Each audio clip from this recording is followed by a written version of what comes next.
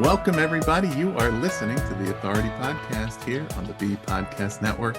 Thanks, as always, for being with us. It's a real pleasure to have you joining for this conversation. And in fact, it's a conversation where we're going to talk about characteristics like trust, communication, connection, tying into some recent episodes we've had here on a variety of those topics. So I think it'll be a nice through line for listeners, give you some opportunities to reflect back on previous conversations, to think about some of those ideas in a new context here with my guest, Dr. Rachel Edoho-Eket.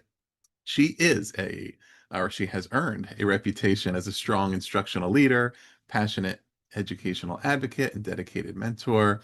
As the principal of a national Blue Ribbon school in Maryland, Rachel is a lifelong learner who strives for excellence not only for herself, but also for everyone she serves. She is currently president of the Maryland Association of Elementary School Principals and is an ASCD faculty member. Her book, which she co-authored with Dr. Brad Johnson, is called Relational Intelligence, the Key Factor to Exceptional School Leadership. That's what we're talking about today. Rachel, welcome to the show. Hey, Ross, thank you so much for having me. I'm really excited to dive into this conversation. Yeah, and what better place to start than the title of the book today, that term relational intelligence, RQ, which is what it's all about. Might be a new idea to a lot of listeners. Would love to start with defining what is RQ and specifically how it is different from EQ, I think, because that's what it might be most closely compared to, that emotional intelligence, but there are some specific contrasts that are important to understand. Yes, so relational intelligence is similar to IQ and EQ, like you mentioned, but it does have a specific focus on how we understand and manage relationships effectively to really create environments where people want to work together and be productive. That's really the difference. EQ really looks at how we see ourselves and how we interpret others around us, and RQ really looks at how we use that knowledge to support the people around us, how we look at the interrelationships between people and helping everyone to reach their goals together. Yeah, it strikes me as a really an interesting complement, right? Those things to go together, like putting a lot of those insights into action, like Mhm. understanding people and being able to relate to them, but then being able to take relating to relationship and actually be fostering that, determining how to make it work for you. You write about that it's building trust, communicating with empathy, connecting authentically, right? And it is true when you really think about it. I think those are things that one might associate with emotional intelligence, and yet it's not necessarily so, right? That there certainly could be people that have a high degree of EQ, but aren't effective at each of these things, at fostering connection with that. So it is a good framework, I guess, for Mhm. thinking about it, especially in terms of leadership and translating your understanding of those around you too. You need to show that, Yeah. communicate that. We'll get to the communication piece, but such a critical part of leadership that it's especially in an environment where there's a lot of pressure, stress, a lot of demands, and a lot of reasons to be skeptical of at least the title of Mhm. principal or leader, right? And Mhm. folks who have had experiences with leaders who maybe were not as effective at these, that being successful at demonstrating that and making connecting in those bridges is a real key objective. Yeah, and I'm glad that you brought that up because we've all worked with lots of different leaders over our careers. Both, when I was a child, I had different principals, and then all the way up through becoming a classroom teacher and then becoming a principal myself. So, working with lots of different administrators, what I have found throughout my career is that the principals who had really strong relational intelligence were the ones who were the most successful in terms of teacher recruitment and retention. And we know that those are two big issues that we have right now in the world of education. There's not a large pipeline of teachers. So now more than ever, it's important that school administrators have the RQ skill set so that we can not only get great people into our buildings and into our schools, but keep them there, keep the morale high. One of the things that Brad and I talk about is the importance of having those stable schools. When we have a stable school, we have better academic outcomes for the community and for the students. When you have high turnover, that destabilizes schools. So, our work with RQ is extremely important and something that we want all school leaders to be able to master. How did you zero in on this as the defining trait of school leaders? It was a lot of that through experience, through being able to compare situations in which a leader had a high RQ, others where they didn't, other ways of investigating. How did you kind of determine like this is the thing? Yeah, well, we were thinking about this for a while years ago, and there is research around IQ, EQ, all those things, and there is growing research around RQ itself. But really, fundamentally, if I think about the people who've made an impact on my life, if I think about the teachers who've made an impact on my life, the mentors, all of them had a distinguishing quality, and it is the way that they interacted with people. It is the way that you trusted them. It is the way that they poured into you. And not everyone has that quality, but the good news is everyone can learn that, right? So it may not be second nature to people, but that's where I think our book fills that void. Most of us are credentialed, right? If you are an administrator, you're credentialed. You've gone to school, you've gone through the programming, you understand the nuts and bolts of the job. But what we are saying is RQ takes it a step further. So it's a difference between getting compliance from people and actually having people wanting to come to work, wanting to be a partner with you in your leadership, and working together so that we can have the best schools possible for our students. So we really did zero in on RQ as that defining characteristic because most school leaders have been trained in the basic and general way, but we know the difference between a good leader and a great leader. And that's what we want everyone. We're all striving to be great leaders. So that's where our book is very informative and helpful. Excellent. I'd love to talk about previewed the three core pillars that you write about in the introduction because we have done recently a series of episodes around communication in a variety of different from a variety of different angles and with a number of guests from kind of all across the spectrum. And we've also just recently had an episode with Jen Schwanke about her book Trusted, about the topic of trust. So that has been a focus here. So it's trust, communication, connection, and we can take them one at a time. But I would love to know, one, is there a specific intentional ordering to those? Is there a reason why, right, they're listed in that order? And then how are you defining, let's start with the trust, that one, what that means, what it looks like, and what the status quo is, right? And what's taken to either maintain or disrupt the status quo of trust in schools. Yeah, so we identify trust as the foundation. As a school leader, you really cannot move people, you really cannot move initiatives and programming unless you have the trust of the people that you're serving. That's why we did define and list trust as the number one factor. That's the first thing that we need as a part of this, one of the pillars, the foundational pillars.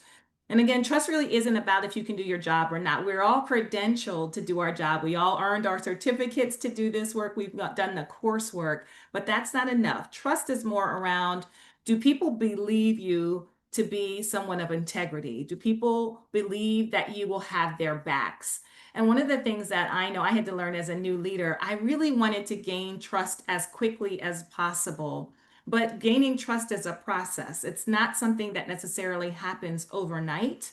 And so, one of the things that we talk about in the book is what are some strategies that you can use to help trust in an effective way. And some of the things that we talk about are actively listening. So I'm someone who was new to my school this year as a principal, though I had been at my previous school as an administrator for 9 years.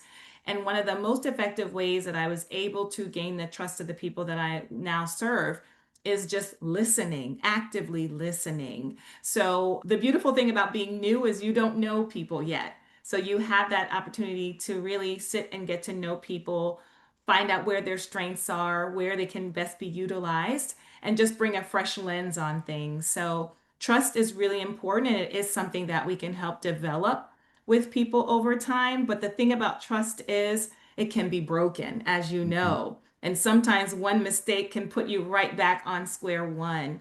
So we also Yeah. talk about those trust deposits, the idea that you're depositing things, but if you do too many withdrawals, you're kind of back at square one. So we're asking leaders to really be mindful of how they're interacting. Are they taking the time to get to know people outside of their jobs?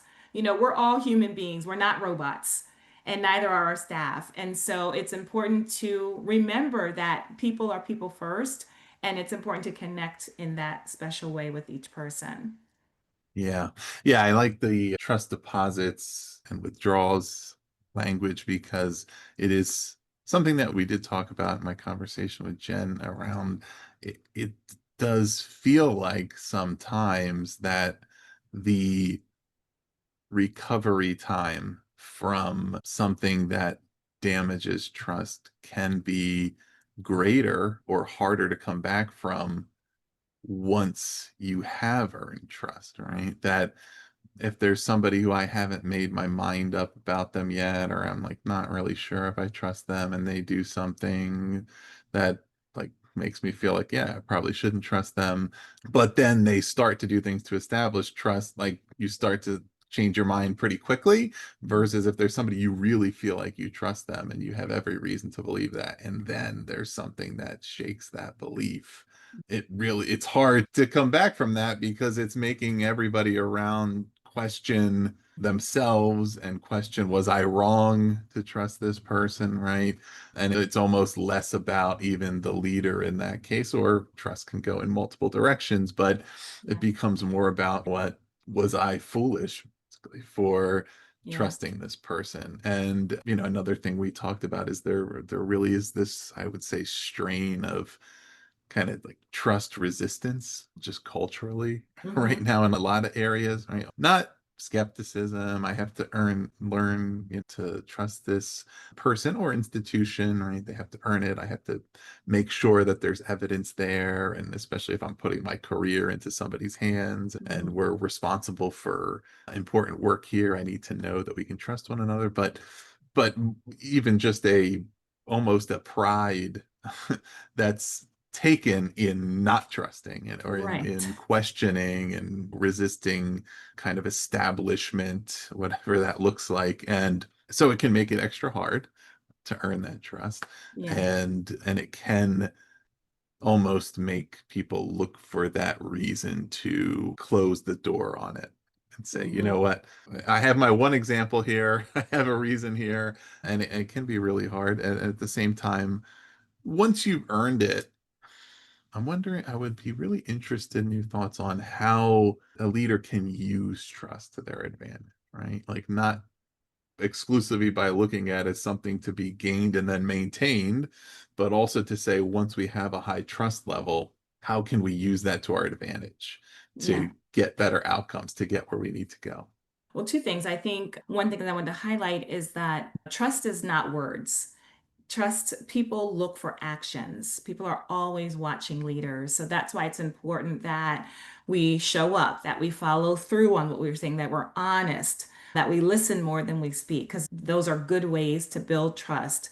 But, when you're thinking more forward thinking, after you have gained the trust of the people that you're serving, you can move mountains. You can use that influence to then help build up other leaders and help build their capacity. Because one of the things about this role is no administrator can do powerful work on their own. You need to have the trust of the teachers and the staff in your buildings. And we need to relinquish control and show trust in other people. That's how trust grows. So, in our book, Brad and I talk about how micromanagement is a trust killer.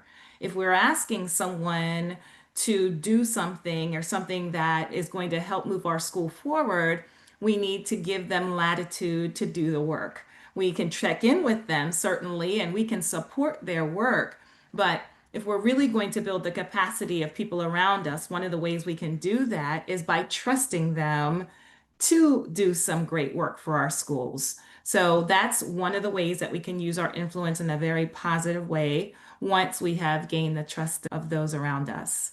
So that's a great transition to communication, because I do Yeah. think communication is a really effective way to convey trust and also to establish it. But of course, it has other objectives as well. Let's talk about that pillar. Yeah, so we definitely identify communication as an extremely important pillar in relational intelligence. Communication is definitely a way that we can both express ourselves as leaders, but also communication is a two-way street, right? So one of the concepts that we talk about is it kind of a transactional communication or is it relational? And transactional communication is just kind of one way. I'm telling you something, I'm saying some important information to staff, and they are receiving it. But that is not the best way to communicate. Yes, there are times when we need to communicate in a transactional way, but the way that we make inroads with people is by listening and making sure that they also have a voice in the communication process. So we can achieve that in a lot of different ways, but definitely we again are lifting up active listening. That's really important. It's important. I'm a talker, so that's one thing that I know that I have gotten better with over time is just having that personal awareness that I really need to listen more than I speak. And that's something that I've done a lot in my first year in a new school because there's so much for me to learn. I do ask a lot of questions, not necessarily why do we do this, but certainly give me the context for this.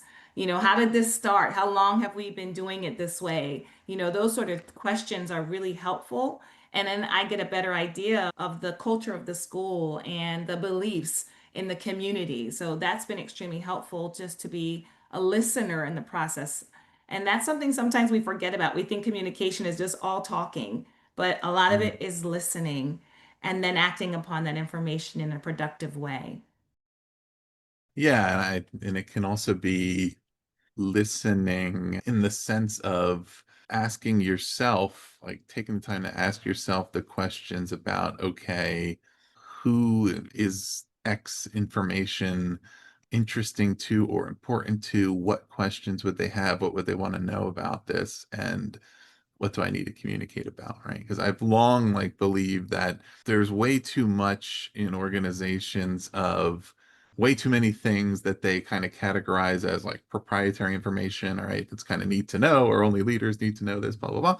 And also just way too little of bias toward transparency, a bias toward proactive communication and understanding like the emotional and relational benefits of communicating better, the productivity benefits, the ability, in this trust piece, in empowering others to do their work, that communicating clarity around the vision, the objectives, like how decisions are made in an organization and what works and why we do things, right? How it allows people to make better decisions in the work that they're doing and to improve their work and then to feel confident that they're putting effort into things that are going to lead to results. I think anybody who's been in the situation where they were trying to work on something they were asked to do with limited information and it inevitably led to, even if it wasn't a harsh criticism or anything, delivering it and being told, no, this isn't right. This is what isn't what I wanted, right? How Right. frustrating that is when it's like, well, you could have explained it better in the first place, Yes. or I would have done it differently if I knew this thing, right? When you're doing that over and over again, like, we could talk about the EQ, RQ piece. Even if you're very personable and you're not scolding, right, or punishing people for that, everybody wants to feel like effective in their job. They want to feel like what Yeah. they're doing is contributing to positive outcomes.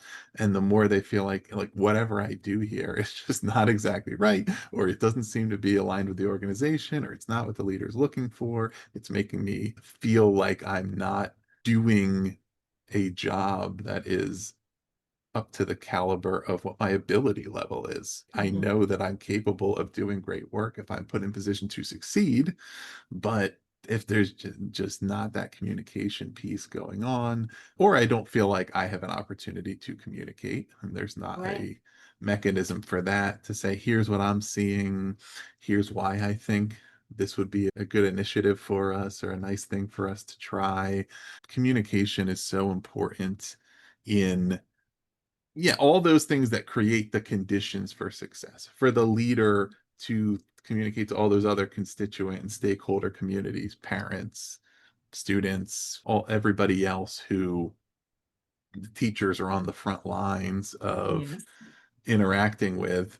And if they're not getting any kind of clear communication about what the school's goals are, why they have certain programs that they have, or what's happening there from the leader's perspective, and they're fielding a bunch of questions about it, or they're always feeling like they're in a position where they have to defend just what they're doing on their day to day. Again, it's like the emotional toll of that Yes. and the time spent on that is all detracting from their core goals of instruction. Yeah. And what you mentioned is so important because all of what you just shared about really goes into morale, right? Teacher and staff morale. If a person doesn't feel like they are contributing, if a person doesn't feel like their strengths are meaningfully used, then they are going to leave. And we talk about that in the book. There's a quote that says, people don't leave places, they leave bad bosses. And we want to prevent that. So we can use communication to connect. We can use communication to foster that sense of belonging. It's as simple as taking a 5-minute walk, which is something that I do in the mornings, just walking throughout the building and taking unstructured time to ask people, how are you? How was your weekend? How's your pets, right? How are your kids doing? What's something you're excited about this weekend? All of those things are small conversations, but they do add up meaningfully because when you show that you care about people outside of the job, then you are fostering trust and you're using your communication skills to do that. How about connection? How does that differ from communication? How does it build on these previous pillars? Yeah, so communication is definitely related to both trust and communication. One of the things that we talk about is, how praise is so important in this job for reasons that you've already shared. This is a very, very stressful job. This is a job where if you don't know about education, you've heard about it, and it may not be the most positive things that are happening right now in press. And so connection is just all about making people feel valued, figuring out what their strengths are, how they can best be utilized. I know when I'm looking at teacher classes, because this is that time of year or the summertime when we're identifying teachers for students, I'm looking across and thinking about who's going to have the best connection with a particular student, because I know when we get that teacher match correctly for a child, then the year is just smooth. When families are happy, when students and teachers have a strong connection, so it's the same thing with school administrators. If teachers feel that they can trust us, that we communicate transparently, that we have their backs, they're going to stay connected with us, right? Year after year. I'm very thankful to be in a school that has very high morale and very low turnover. And that is not of my doing. Certainly, that is of the many principals before me who have created a very strong culture. But my role in coming in is to maintain that culture, and so connections are incredibly important. It's not something that can be overlooked. It's definitely not. People think about soft skills and are they as important? They are equally, if not more important. And that's really what our book emphasizes. Relational intelligence is something that is really, really needed right now, especially because of the state where we are in the field. Yeah, it feels like all of these, to certainly some extent, I would say connection and trust in particular require require some ego mitigation, some piece of like you have to put that to the side and understand that it's about it's about both ends of the relationship, right? And of course, as any relationship is, but really, really that it doesn't matter how much intent or, you know, effort you put into establishing trust, into fostering connections, that if it's not working, that you may have to try something different, or in terms of connection, that sometimes it's subjective, and it's people just don't match up the same as another two people might, and it's not that there's any problem with either of them, but it's Mhm. just that some folks just don't feel like they connect in that way. Or I trust this leader. I trust that they operate with integrity, and that they make decisions based on the right factors, and that they are here for the right reasons. But I don't feel that comfortable opening up to them or connecting in other ways. And so it doesn't necessarily mean that it's a bad leader to employee colleague relationship, but it might mean, what else can we do here? Who else is part of our leadership team? How else can we make sure that this person feels connected in the community, in the school here, so that they are engaged with their work. They know that they're supported. They know that there's an infrastructure for that. But that really would require saying, like, I need to take myself out of it and figure out what Yeah. works here, and not try to force the issue, or hold it against someone where it's like, yeah, there's just something that's not clicking, or they're more comfortable with somebody else. Yeah, no, I like that you said that because that's the truth. There are definitely, again, number one, it takes time, but you're right. Sometimes there are some personality mixes that may or may not work, and that is a part of the process. But I think being very intentional as leaders and thinking about how can we do some two-way feedback. One of the things that I've done every year in my principalship is I send out an anonymous survey and I ask my staff to tell me feedback. How am I doing my job? What's going well? And what are my blind spots? And is there anything else that they want me to know?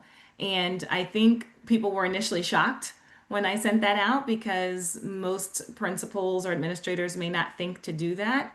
And then there was a little bit of distrust, like, is Rachel going to figure out my response and what I said? And I said, it's a totally anonymous survey, and I would not be asking for feedback unless I plan to use it and do something with it. And so I ended up getting a lot of great feedback that was actionable. I sent an email to staff summarizing what was shared and what some of my next steps were going to be, particularly on areas where I had some blind spots and things that needed to be improved. And I think what came out of that was more trust. People had come up to me afterwards and said, we've never had a principal do this. Thank you. Right? Because that survey went out to my custodial staff, it went out to our secretaries, it went out to support staff, and it went to every single teacher in the building. And so everyone had an opportunity to share feedback. And some people said they weren't comfortable sharing it. Other people said, I will just tell you what my feedback is. So that was another nice thing, right? So we want to make sure that people have different modalities to share feedback. And I think that was a good way to build trust because I am saying to my staff, I'm not perfect. I'm a learner, and so are you, right? Because we're used to giving feedback as administrators, but typically we don't get feedback from the people that we're serving. So that's something that we recommend administrators try to do in our book. Yeah.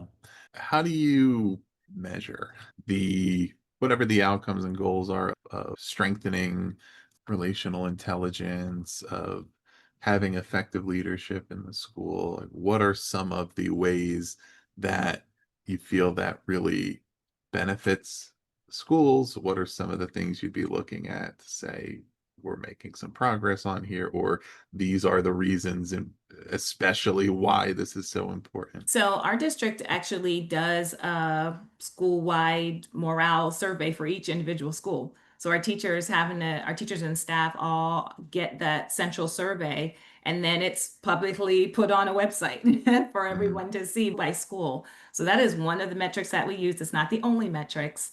I also use my own survey as a metric, but I also can look at the retention year over year. And so if I'm seeing high turnover in my schools, that is a data point for me to say, what can I do and how might I be influencing teachers, right? Exit interviews. Can we talk a little bit about why you are leaving or why you want to do a transfer. That's all important information for administrators. I'm thankful that we did not have many teachers turn over this year. We had two teachers turn over. That's it out of a staff of like 75 teachers. So we're confident in the work that we're doing, but there's always room for improvement in terms of building trust. But we can also look at metrics like absentee rates, right? So we can look at that. Those are measures of engagement as well. How many teachers are out on a daily basis? Because sometimes we do have teachers who need to take their personal days. But if you're seeing that a lot, then that's a data point to say, what can I do? If you're feeling overburdened, then what can we do on the school level to help support you better? So there are certainly lots of metrics that we can use to help determine if we have a good culture within our buildings. Yeah. Would you say, I mean, what's job one of the school leader? Is it really focusing on that teacher, teacher growth and retention, like teacher effectiveness, teacher limiting turnover, keeping our folks here, helping them be successful? Is it smaller than that? Is it something else? I mean, when I was a new leader, I focused a lot on students and I still do. But what I've come to learn over time is it is a focus on the adults in the building. When Yeah. we have teachers and staff members who are engaged, when we have teachers and staff members who want to jump in, when you have teachers and staff members who want to take on initiatives, who are willing to volunteer their time to support students and families, you want to keep that. You want to maintain that level of a strong culture. So for me, I know our students are well taken care of if I know our teachers and staff are well taken care of. So I have definitely done a shift over the years because again, we're always focused on our student outcomes. That is most important. But when we take it a step back, in order for our students to have the environment and positive learning experience that they need, our teachers and staff need that as well. Yeah. Yeah. I mean, it makes total sense. And I think obviously the goal of schools is student achievement and student outcomes. And yet, like, what are the steps that make that happen? And it only happens if teachers are effective. Teachers are more effective when they are happy, healthy, when they have experience, when they've been around, when students feel comfortable with them and they have relationships and they're not constantly turning over. And so that's again like creating the conditions to achieve the result of student success is we need to have a strong faculty and yes, a great instructional vision, a strong curriculum, right? All the other elements. But if they feel like they're either cut out of that process Right. because it's the leader is kind of looking past those teachers at the other side of the student outcomes and they feel either they're not consulted or their expertise is not valued or they're treated as interchangeable or Mhm. ultimately the thing that everybody's accountable for being those student results, but that again, like you can't be directly accountable for that. You can be directly Yes. accountable for the 10 things that make that happen, but there's no direct, okay, I'm just going to come in because that's only a result of how students actually learn and perform, right? And that's out of one's control, but all the other things potentially are. And it's an important thing to think about because I do think sometimes like organizations of all types can go too far in the direction of maybe oversimplifying or like this is our metric and then there's no formal accountability for all the things that are proven to do that where it's like if we focused on these things then everybody would be more successful at that piece Yeah. and whether that's the teaching in a school, whether it's sales, where if the only thing we pay attention to, what is the number? What number did we Right. hit? What did we do at the end? Well, like what are all the things that lead to that? Right? The number of meetings Right. that you have, your use of available materials, same thing that a teacher would do. How are we using the tools and materials that are provided? What's our implementation look like? What professional development are we actually engaging in it? Are we not? I mean, like if we do a good job of that, then we'll have better outcomes. But so it's important to think about. There's more than one job of the Yes. leader. It's like, where do we start? Like, what's the number one thing? If I do this thing really well, it makes the other things a lot easier. Right. And these are shifts, right? So we know that leaders have great intent, but that's where our book is powerful because we're giving you powerful shifts that you can make that really do help to move the needle. And that's what you were just talked about. It's what are the shifts that we can make within our control that will help the overall outcomes that we're looking for. That's really important. Yeah. How about the modeling piece of leadership and and how it relates to this? And again, taking it kind of a step further, and once we've established these pillars of the relationships, and we need to continue making progress toward everyone feeling comfortable and confident to have that measure of autonomy over their work, their life, right? How they manage and balance it. How important is that to think about, and what might that look like for a leader to model, whether it's the work life boundaries or other aspects that is what we want everybody else to feel comfortable doing? Because again, like sometimes we can think as leaders, I'm telling people that they can do this, but I'm also not really showing it, right? And Right. even if I'm totally authentic and saying you do what you need to do, it might even be against your own comfort level, right? Yeah. But it's like I need to really show that it's okay. But how important is that? I love this question because modeling is really important. And I think one of the things that we talk about in the book, and one of the things that I had to learn as well, when I was a new leader, I wanted to appear perfect.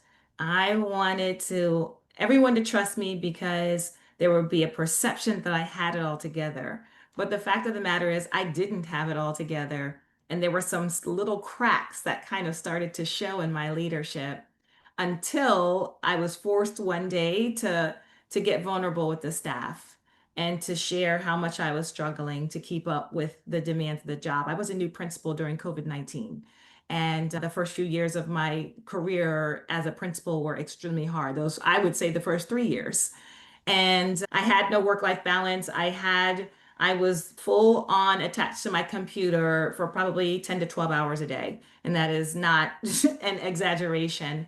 And that was one of the moments where I had to break that mold of perfection just a little bit to say that I was, number one, very tired. I was tired because I wasn't sleeping and I wasn't eating and I wasn't at my best. In fact, I was burning out.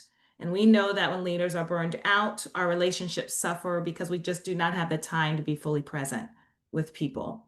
And so, one of the first things that I said to the staff was that I am going to give 100% of myself during my work hours. But when the work hours end, I am going to go home and spend time with my family. And that was a frank and honest and a vulnerable conversation that I had in front of the entire staff. And right after I said that, I got so many text messages from our teachers that said, "Thank you for saying that. I'm going to try to go home on time too." That created a new culture, a culture where teachers did not feel that they had to do everything under the sun before they were allowed to go home. No, you do what you are capable of doing during the workday, and then you go home, right? So Mhm. those were some shifts that were necessary. They were absolutely necessary as our school culture, continued to adjust. And that's part of what I learned about authenticity, that again, people don't connect with perfect leaders. They connect with authentic leaders. They connect with people who show a level of vulnerability. That doesn't mean that I'm crying every 5 minutes. That's not what I mean, because that can break trust. If people don't believe that you are confident enough to do the job, that will go in the other direction. But it will show that you are a human just like everybody else. And that's a way for people to connect with the leadership. And so I definitely believe in showing and modeling what we want people to do. But we have to also, again, they're watching actions, not just words. We have to walk that walk. And I know when the end of the day comes, I'm packing up my backpack.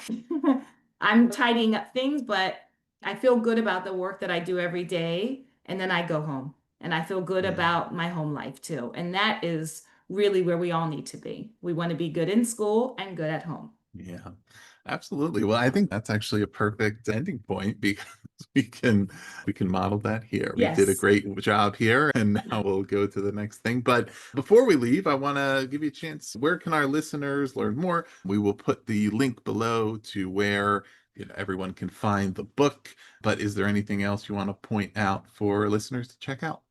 Well, first, I want to say thank you, Ross, for having me on and giving us this opportunity to share more about our book, Relational Intelligence, the key factor to exceptional school leadership. It is out now. You can get it on Amazon, you can get it on Kindle and in hard copy. You can also find more information on teacher goals on our landing page. And we'll be doing some more content around this very important topic because, again, we do believe that leaders can make small intentional shifts to really become the best leaders for our teachers and staff and community and students that we can be. Well, listeners, you can check out the book. You can find it on Amazon or wherever you like to get your books. We'll put the link there below and you can check out all the related resources, but a lot to learn here. And yeah, please check it out. Try some of these shifts or even think about one piece of this to start with and what that looks like in your practice, what you might try to take it that 1% better at a time and kind of approach these things that sometimes it sounds easy when we talk about it, but it's not, right? It's challenging. So taking it one piece at a time is helpful. And ultimately, when we're talking relationship, there's a lot of them, right? So it's not just doing one thing one way, it is figuring out ways that are effective to develop the variety of different relationships that are going to lead to success for your staff and students. So test it out. And Rachel, thanks so much for being here. Thank you.